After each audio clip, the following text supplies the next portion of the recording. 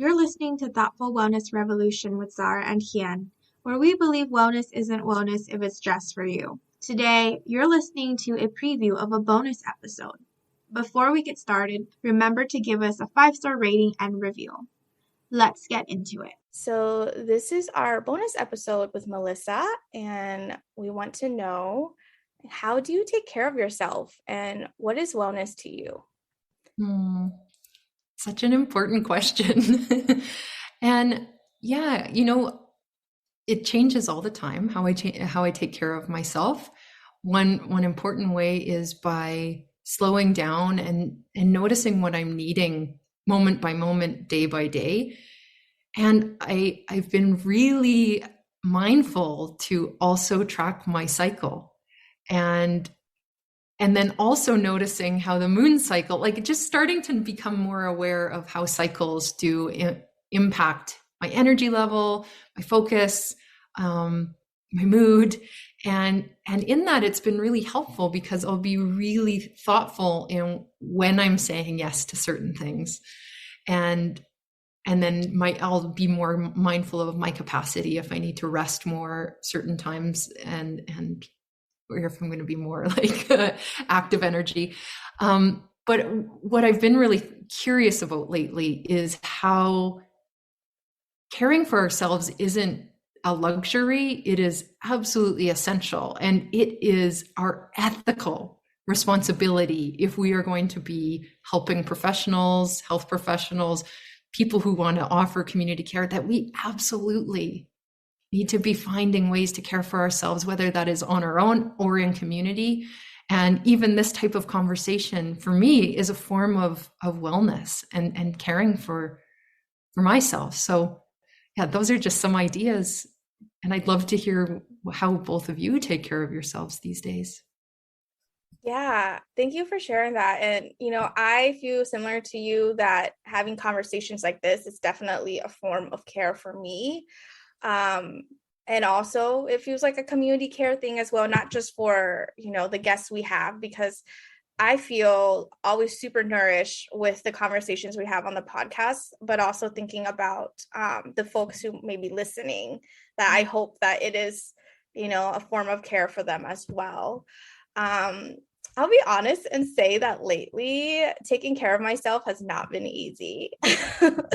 And so I would say, any chance I get to remember to find a sense of humor is how that's like where my level is with wellness. Like my wellness meter is like, can I laugh today? Like, do I still have a sense of humor?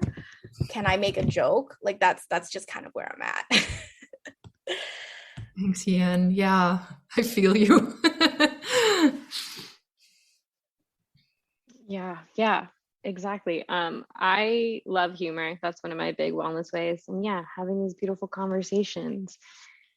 Which kind of leads me to this next question of like, so what are your hopes and dreams for your trauma-informed training, and kind of like how that looks like in the context of what that looks like in like the wellness industry and the yoga industry. So yeah, if you could talk to us a little bit more about that. Hien, you had some more explanation you wanted to give for that question. I'd love to hear it, but I don't know. Yeah, I just basically want to hear, what you, I guess I just want to hear like why it's important to you that you have your trauma-informed yoga psychology school. Like that there must be a hope for something to nurture teachers and leaders in that way. Yeah, I love that question. And like I can feel a softening in my heart just right now, because really what does guide me is like my mantra that guides me is be who you needed when you were younger. And these trainings are, I feel like they're kind of like my love letter to those who join us on these journeys, because we really do create meaningful connection with ourselves and with each other.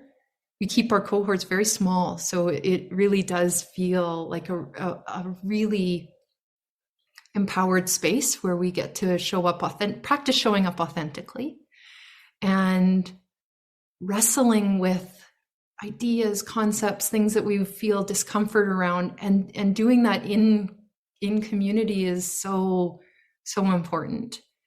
And so when I say be who you needed when you were younger, it's really like, that's how I tend to lead. That's how I hope I'm showing up right now, speaking about the things that sometimes maybe I was taught or learned to suppress.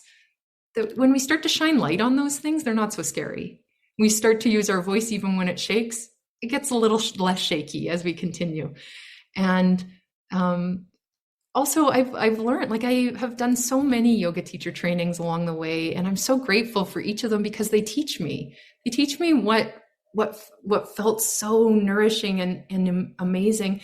They also teach me what didn't, and both are really important.